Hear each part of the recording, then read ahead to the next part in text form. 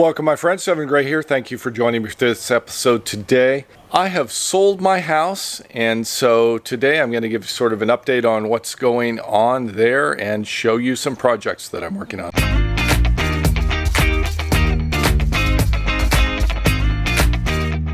Behind me here is my rental house that I've owned for about the last 8 years. It's one of 3 in Florida that I own, and I've decided to sell my Florida properties and take the money that I get from that and try to buy the equivalent out in the Rocky Mountains, probably be in northern Arizona or northern New Mexico area. Somewhere around 5,000 feet is what I'm looking for, 4 seasons year round.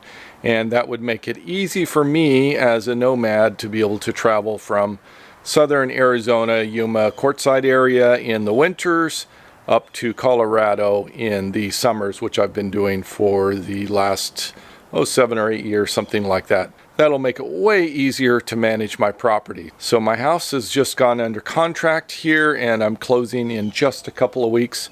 So I'm trying to get some projects done. Let me show you what's going on. I've got my tiny house trailer here parked just in the driveway of my rental house, and I have mostly emptied it here. You can see it's a pretty much empty space. I just have the last few things here. So today I've decided to start installing plank flooring, and I'm using the same product that I put in my step van build, which I built a couple of years ago.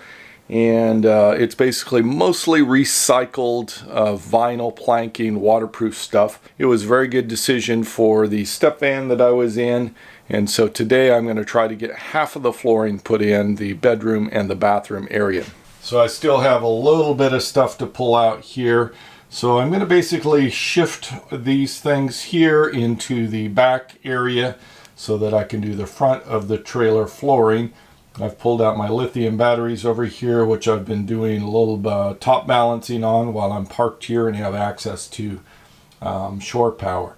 So anyway, I've got to move this stuff out here, put the vinyl planking in this area from the wall here between the kitchen, which I'm standing in, and the front of the trailer over there. So just half of it. I think that this is within my realms of my energy and my strength right now. I will mention that I have gone to the doctor while I'm here in Florida, one of my check-in things, and they may have found something. So I've got a couple more tests to do to see what's going on there, and I'll give you an update in the future. Hopefully, cross my fingers that it's not anything to worry about.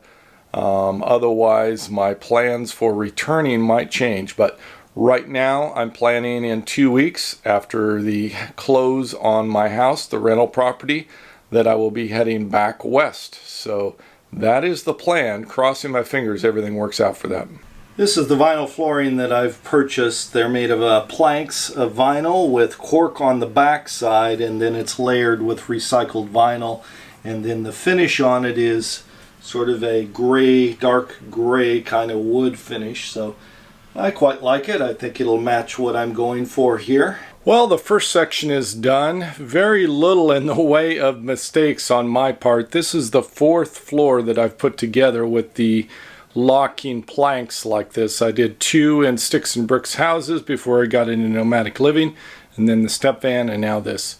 So I'm taking this one on solo, and it's going pretty well, I think. Let me show you what it looks like. Alright, here's what it looks like installed. It's darker wood. If I open up the door, you can see it's actually much lighter planks, like you can see there, what it looks like. I like the dark gray. The plan is to have dark gray for the floor and for the ceiling, and then a bright glossy white for the walls. And so that's sort of the theme, sort of black and white, gray, shades of gray kind of thing, not like the book or the movies. But anyway, that's sort of the plan, and it's coming together well. Today and tomorrow I'm going to be disassembling the kitchen, taking some measurements, and then putting in the remaining flooring planks for the kitchen living room area. Today I'm in my rental. Electrician is on the way. It's about 7 in the morning, and the project is 3 GFIs. One of the GFIs in the kitchen has gone bad. This house is 1977, so the wiring codes back then are quite different than they are now. So one of the GFIs is dead in the kitchen, so we're going to be replacing that. I've done some preparatory work here, so I've loosened up the existing GFI, and then I purchased a 3-pack here. These are 20 amp, and I have it all ready to go. So he's going to be installing this one as a replacement for this one. The new buyer wanted me to have a licensed electrician come in to do that. I think maybe they were a little skeptical that I could do this myself, which I guess is understood. My personal handyman skills are greatly increasing over the last 4 or 5 years, especially with the help of you of subscribers and YouTubers in your comments and those of you that I've met. Electric is actually one of the areas I feel like I'm excelling. But anyway, the 2 other outlets are in the bathrooms, which are old style 3-prong plugs, and those are being upgraded to GFI. Here is the old style plug. I've already pulled off the faceplate and loosened up the mounting screws here so that all they have to do is pop it off and reattach. It's going to be 5 wires, positive, negative there, and then the ground wire, which is that green one down there. So anyway, that should be pretty fast and pretty easy for them to do. The other bathroom's the same. It's just the master bath, replacing a 3-prong plug or outlet with the new GFI. Apologize for the echo in here. It's an empty house, and I'm closing in about a week. So sort of excited for that to happen and for the new adventures in the near future. Electricians have just arrived. It's 7:22. Let the clock start and begin. The guys are hard at work and they're explaining to me GFIs. Usually you put one in a room, so you may have a normal outlet next to it, and if the GFI trips, then the other outlet will lose power, as I understand it. So this GFI is working, and this is the feeder or the source for the second GFI. That's the second plug, which is over here. We ran into a slight snag here with this outlet. We're not sure where the power is coming from for this entire outlet, the wires that are hanging out. It should be coming from over here, but it's apparently not. So we've got to troubleshoot that. So it looks like they're not able to trace the wires to the GFI in the kitchen to any of the other outlets or plugs, which means they have to climb into the attic and actually trace the wires from there. So this has become a lot more complicated really quickly. Here's the apprentice Nate trying to make it up the access hole inside of this closet. This hole is so small. Look at the size of that. He just crawls up in there. You have to be like a Houdini kind of contortionist to make it up in that hole. Well, you'll never believe what just happened. He's been running around up there in the attic for about a half an hour trying to troubleshoot it, trace stuff, and let me show you how they solved it. On this GFI on the left, there's a reset button. They reset that, and all of a sudden we have power over there, and it's working perfectly now. All right, the guys are done. We finally tracked down that one in the kitchen, and it actually was just a GFI on the one beside it. The other 2 in the bathrooms were probably 5-10 minutes each and completely done. Guys are walking outside here and wave goodbye. Thank you for your help today.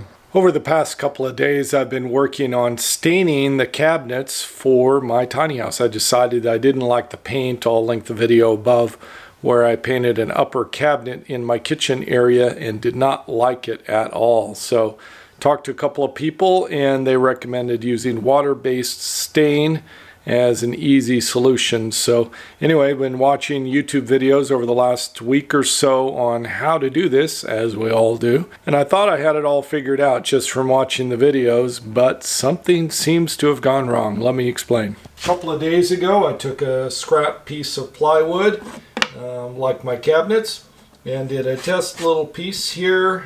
Used a paintbrush, put it down, wiped it off with a rag, and overall I think it looked fine. It looks very black, looks very even. Pretty much I was happy with it. So anyway, yesterday I pulled out my cabinet and laid it down, and I did some light sanding, prepped the surface, and I had watched one of the videos that said to use this pre-stain. This is a water-based pre-stain, So this prepares the surface for staining so that it will stain evenly.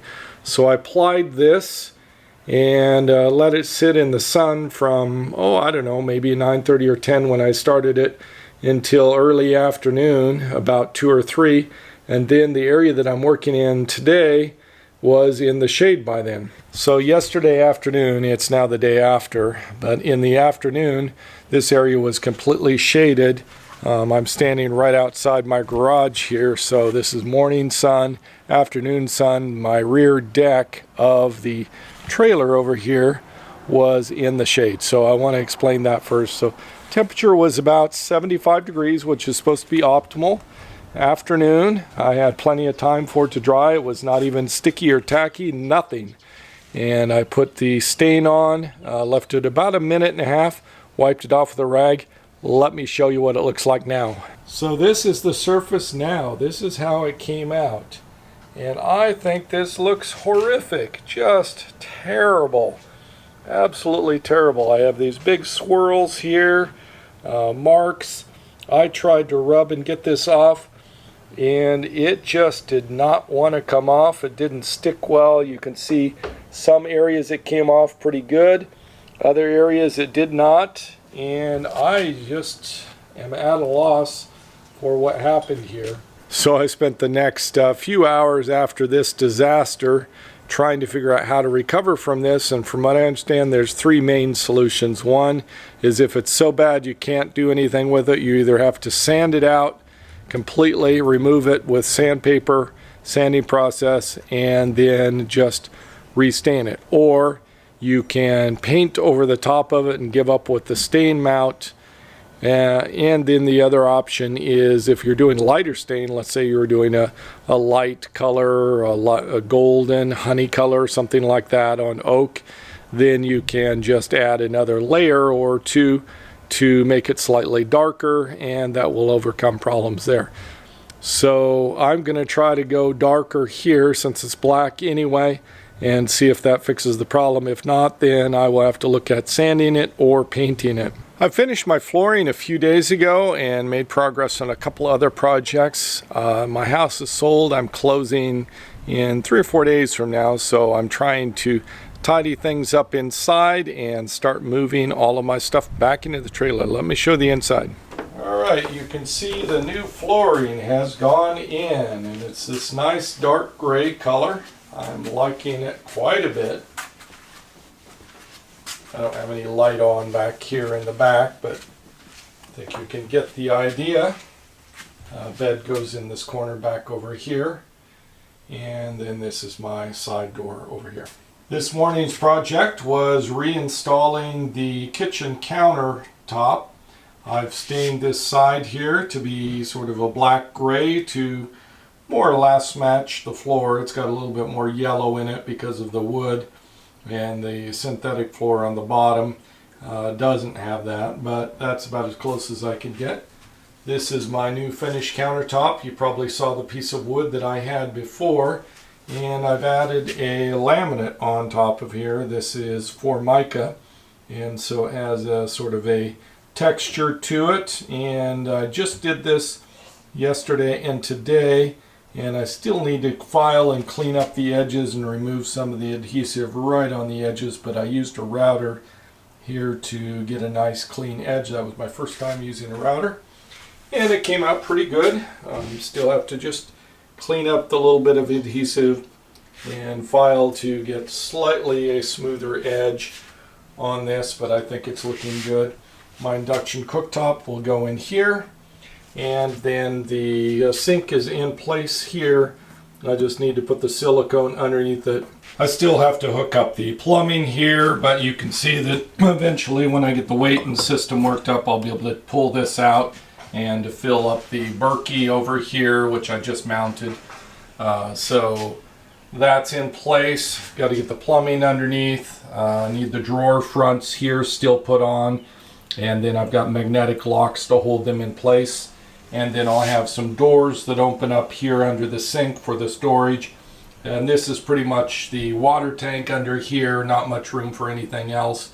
And so there'll be a door that opens up here to access the water tank area, and because the pump and all of the actual pipes and plumbing will be back in that far corner, which is difficult to reach, I have an access hatch which I'll mount on the skin outside of the trailer. So I've got to cut a hole in the side of the trailer and then put a 12-inch wide access hatch back there, and I'll easily be able to get access to the pump and all the plumbing and everything that I need to work on back in that corner through the hatch on the other side, and that will be very nice. So it's coming along. I need to get everything moved out of my garage and back into the trailer over the next 2 days in order to be out of the house for the closing.